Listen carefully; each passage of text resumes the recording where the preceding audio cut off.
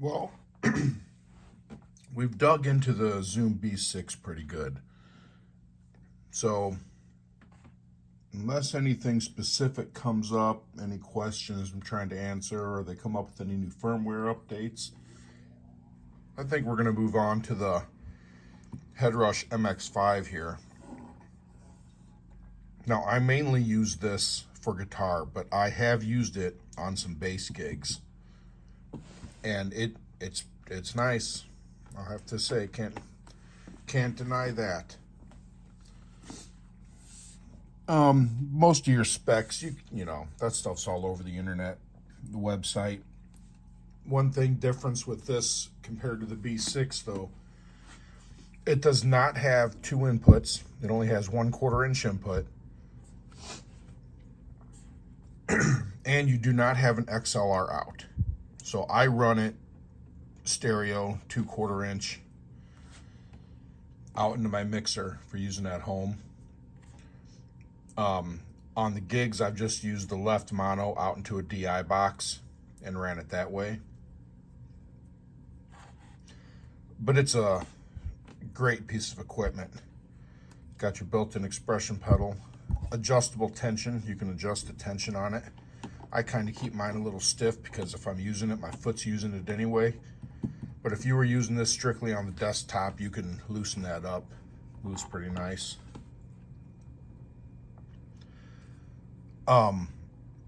There's really not many built-in options for this for bass amps.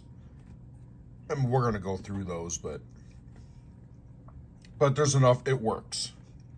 You know, like I said, I use the B6 primarily for bass. I have used this for bass. I mainly got this for guitar. See, we can go up into the global settings of it. It's pretty user-friendly though. Your brightness, your rig input here. So you're using the input on that. You got your main outs. You can select line or amp.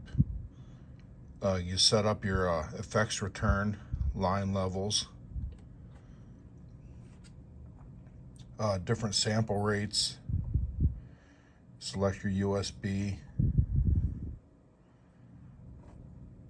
The only thing about this small screen, big fingers like mine, have a hard time navigating. But you can completely customize the colors of this, what you want it to look like. That doesn't really mean a lot to me.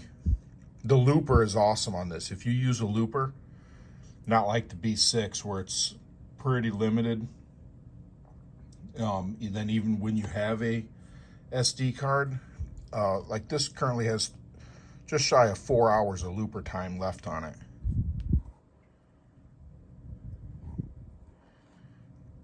Just your global EQ and levels. But, let's see, I'm gonna close the menu, we're gonna get out of this. Let's just start off with a new rig. We don't need to save what I have. We can discard those changes. That was just me playing around. But the layout is pretty nice with the patches. Unlike the B6, now you might hit that on this, but I haven't. Processing power, I haven't come across an issue on this one. But it shows you your signal chain. Comes in from the top, pretty much comes over, comes out. What's nice is you can change this. You can have an input coming in, run two different signal chains, and then back to a single output. Or run two out to one. It's a nice option, depending on what you're trying to do and what your setup is.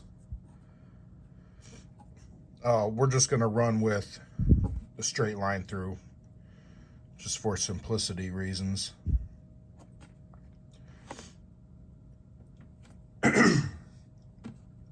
Excuse me. But you got your input. You have presets you can set on those for however you want to use it. Like if you have a active bass that's extremely hot compared to a passive, you can set these parameters and then save them. So you have a preset for your input. The most part, I keep that at factory unless I really need to change something, which I haven't really had to. Gate release, input, thresholds. You have the same thing on the output. You can meter your output. Rig volume, rig width. Again, with the presets if you want. Adding an effect on this, though, is pretty simple. You just hit you got amp, cabs, custom IRs. Now, I haven't dug into doing any of the IRs on this. I'm sure there's a ton of them out there. It's a Headrush product. That's just something that pretty much goes beyond what I do with them. I might mess with them someday, but I can pretty much find whatever tone I want on the unit. You got your expression pedal. You can tell it what you want it to do. And then everything in here is pretty adjustable. We'll show that down the road. Also, you do have an extra expression pedal. So like I can take the expression pedal from my B6 and plug into this and run 2 expression pedals. Let's say a wah and a volume. But let's build a little patch here. We'll go through some of the different options. You know what, we're gonna put the amp right here. Let's go into an amp. We can use the knob and come down. Like I said, oh, there's a flip bass. That's the old Ampeg flip tops. Blue line, that is, yeah, those are Ampegs. Let's just go with that. And now it's in. Now see, it automatically put a cabinet in, which looks like the old refrigerator. You double tap on it and see what it is. Yep, it's an 810. You can select different cabinets. Well, we will just leave that one in here. But you can select your output gain, your amp gain, breakup, anything like that. There are presets. You can save your own preset. And what's nice is, let's say I wanted to add a pedal in between the amp and the cabinet. All you have to do is drag it and it moves it, and you can put whatever you want in there. You can also, you have the ×2 option. I can hit that and it simulates 2 cabinets. So you're running 1610s right there. Why on earth you'd want to do that? But I mean, if you're just doing on this, I mean, I'm just saying that, why would you want to carry that around? But on this, you're not. But you can do that and have different options like a left, right, tone. Oop. But we'll just turn that off for now. And then I love compression. You got all kinds of options on the compressors here.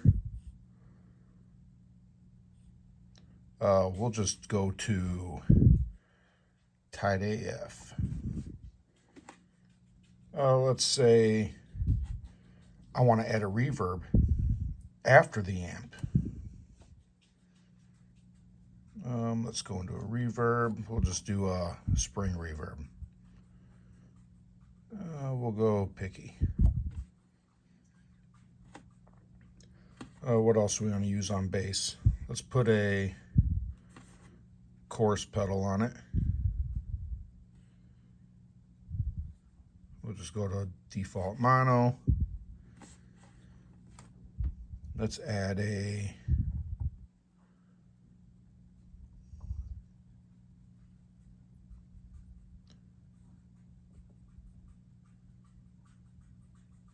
Yeah, let's add an octave pedal.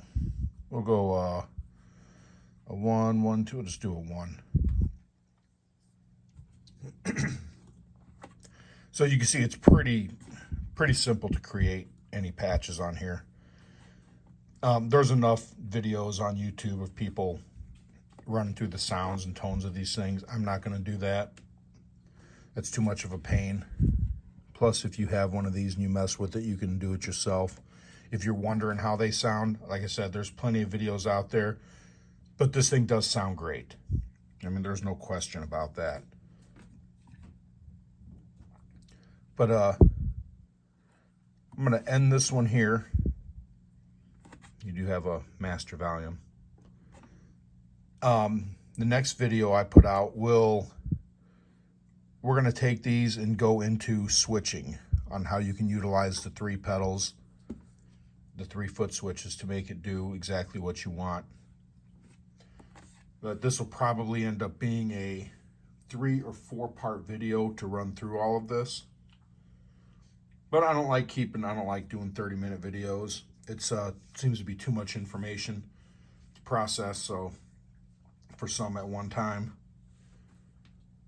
So we'll end this one here. Oh, right here, you can just save it, create your name it whatever you want. Once you get into that, there are some awesome features that this thing has. But so we're going to stop this one here, and like I said, the next video we're going to start getting into all the options and everything of what we can do with the foot pedals, selecting things to be on and off. And but again, thanks for watching, everyone. I appreciate it. Till next time, take care.